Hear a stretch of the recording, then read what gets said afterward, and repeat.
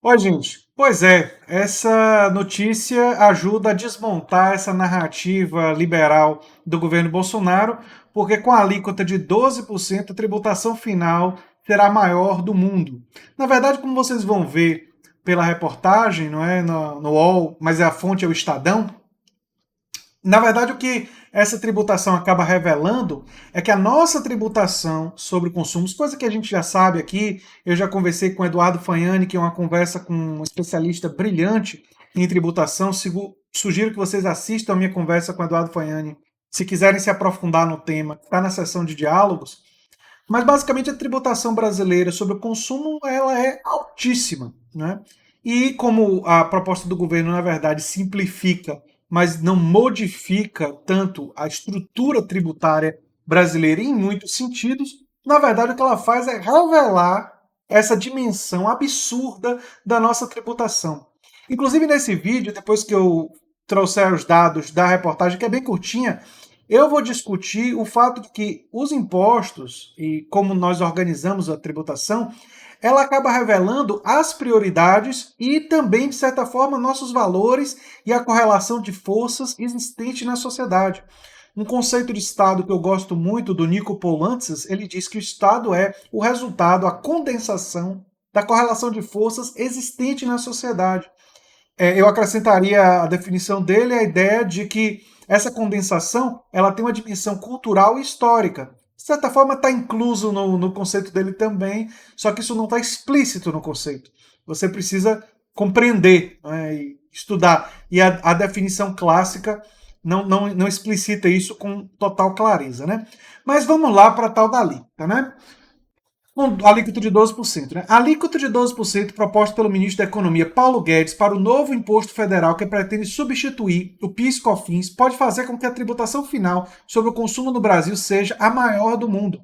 Eu pensei que liberais gostassem de negócio de cortar impostos, diminuir o tamanho do Estado, mas aparentemente a tributação que o Guedes vai querer cortar é aquela que ajuda os banqueiros, né? Porque a alíquota dos bancos, e eu fiz um vídeo recente sobre isso, vai ser bem mais baixa do que os 12%, vai ser 5,8%. Vai manter os privilégios ali dos banqueiros, advogando em causa própria e advogando em causa dos amigos do clube também, né? Que no fundo acaba sendo uma coisa muito associada, né? O novo imposto seria chamado de Contribuição Social sobre Operações com Bens e Serviços, o CBS, aliás, o nome é horroroso, mas enfim, com alíquota única de 12%. Ao se juntar os tributos estaduais e municipais, o Imposto sobre Valor Agregado, o IVA, final chegaria a 35% sobre o consumo. Altíssimo. Nas contas do presidente do Sindifisco Nacional, Sindicato dos Auditores da Receita. Aí disse ele: será o maior IVA do mundo. O governo não está aumentando a tributação, mas revelando o tamanho da carga tributária, avalia Kleber Cabral. E é bem isso, ou seja, a nossa carga tributária, que é altamente complexa e tem uma incidência de vários impostos diferentes sobre o consumo, o que é que acaba acontecendo? E sobre também a produção, não é? O que é que acaba acontecendo? Essa carga tributária ela acaba ficando pesada justamente nesses dois setores, o consumo e na produção, e ela é leve em outros setores, como a herança, ela não é progressiva como a herança.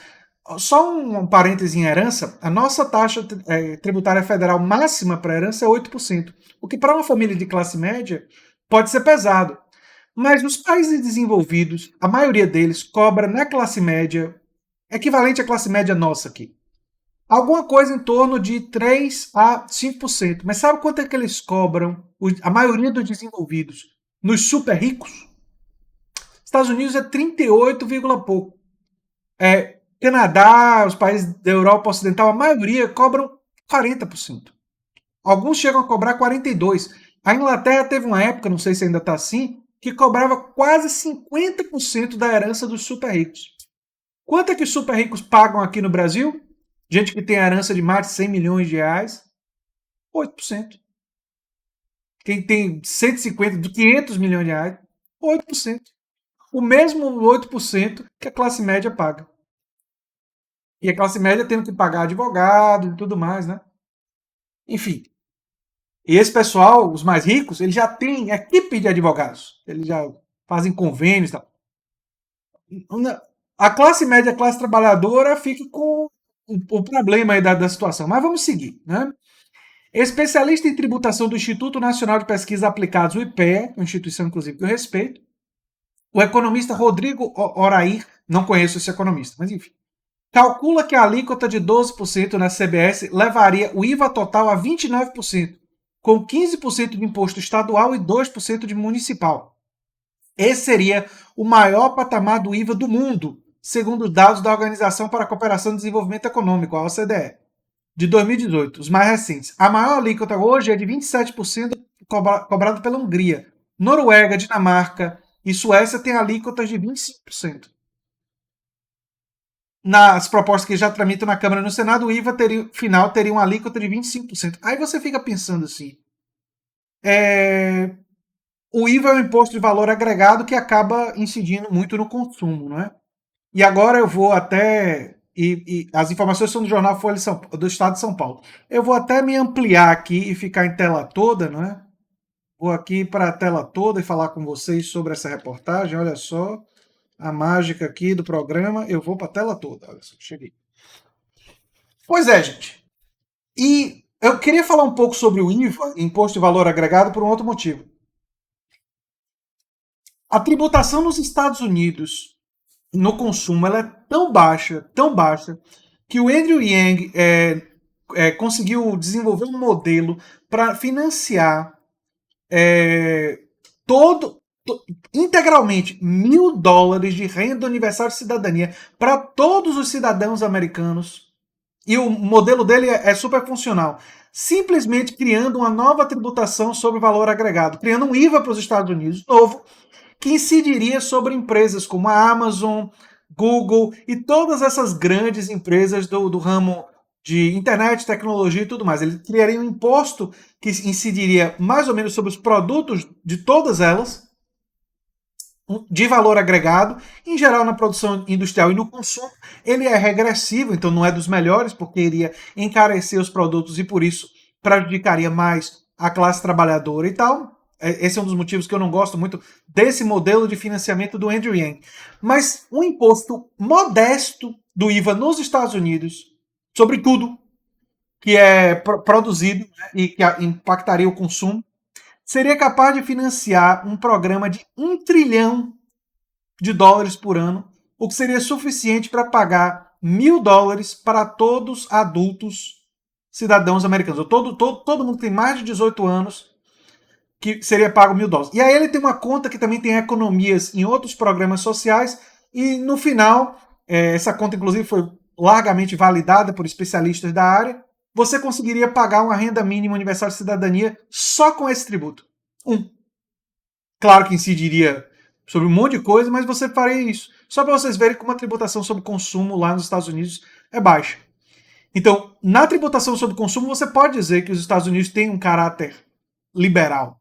Não é? Ele, de fato, tributa menos nessa área. E é fundamental compreender, se nós queremos uma sociedade mais justa, isso passa pela questão da tributação.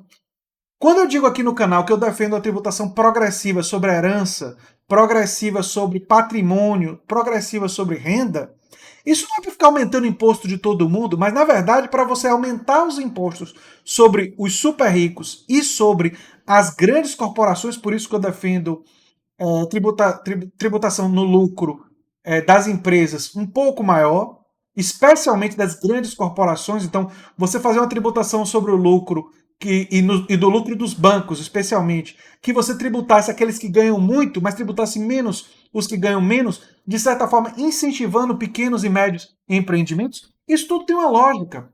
Porque isso daí aumentaria as receitas e, ao mesmo tempo, produziria justiça tributária e reduzir o imposto sobre o consumo.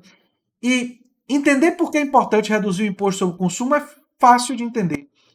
Pense o quanto uma pessoa que ganha R$ 1.000 por mês gasta em consumo. Percentual do salário. Gasta ou 90%, ou 95%, ou 100%, ou até se endivida e gasta mais do que R$ 1.000 por mês. Então, se você coloca a carga tributária no consumo, essa pessoa, que pode até ser isenta para imposto de renda, acaba sendo proporcionalmente muito mais tributada do que uma pessoa rica. Uma pessoa que ganha 100 mil reais por mês, gasta quanto no consumo? 10%? 15% no máximo? O resto investe, faz outras coisas com o dinheiro. Talvez gaste 20%, os mais, sim. Mas mesmo assim, dificilmente vai gastar mais do que 50% do que ganha. O que significa que no local onde a tributação é mais concentrada, ela está pagando menos imposto, porque ela está consumindo menos. O que significa que a carga tributária brasileira precisa ser deslocada para os lucros das grandes empresas, para os lucros dos grandes bancos, instituições financeiras, e desonerada da classe trabalhadora e da classe média. Até porque, se você desonerar eles e eles ficarem com dinheiro na mão, eles vão gastar, isso vai movimentar mais a economia, vai gerar emprego. Até do ponto de vista do capitalismo, e eu defendo, como vocês sabem, a expansão de cooperativas, democratização do espaço de trabalho, expansão dos direitos sociais, garantia de saúde universal, educação universal. Minhas pautas são amplas e eu não me resolvo apenas na social-democracia. Eu considero a social-democracia europeia insuficiente. Melhor do que o que nós temos, mas ainda é insuficiente. Nós temos que caminhar na direção de uma renda mínima de cidadania, universal de cidadania, que vai tirar, praticamente acabar com a pobreza, como um direito a mais. Inclusive, vou fazer um vídeo sobre isso, né? O Yanos Varoufakis tem um texto brilhante sobre isso que eu vou abordar em vídeo em breve, diferenciando as diferentes estratégias de renda universal de cidadania. A estratégia do Yanos e a estratégia do Milton Friedman, que são bem diferentes. Aguardem um vídeo meu sobre isso em breve, né? Vou falar de economia, falar de Milton Friedman e de Yanos Varoufakis, mas eu não sou economista, eu vou falar como uma pessoa que leu os textos relativos ao tema e não são exatamente textos tão complicados assim. Enfim, era isso que eu tinha para dizer sobre o Guedes. O que a gente sabe é que, pelo menos, e essa é uma coisa que eu me sinto vindicado, me sinto assim reafirmado assim nisso, é que a reforma tributária, a discussão sobre a reforma tributária vai ser fundamental. Por quê? Porque ela revela a natureza oligárquica, plutocrática do Guedes, do Bolsonaro, seus aliados. Revela de que lado eles estão. Eles estão do lado dos plutocratas e dos oligarcas.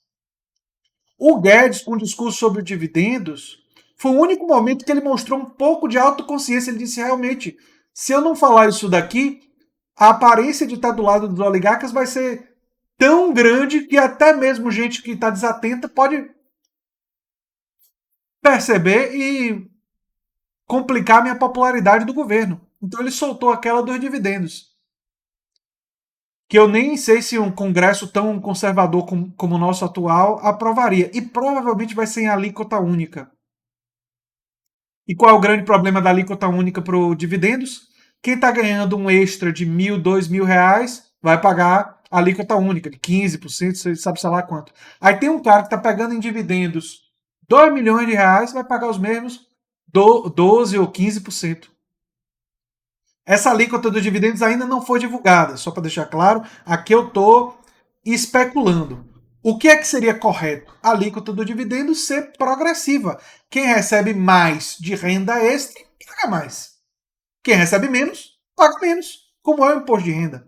E o dividendo é claramente uma renda adicional para parte da população brasileira e ela está extremamente concentrada na oligarquia e nos super ricos do país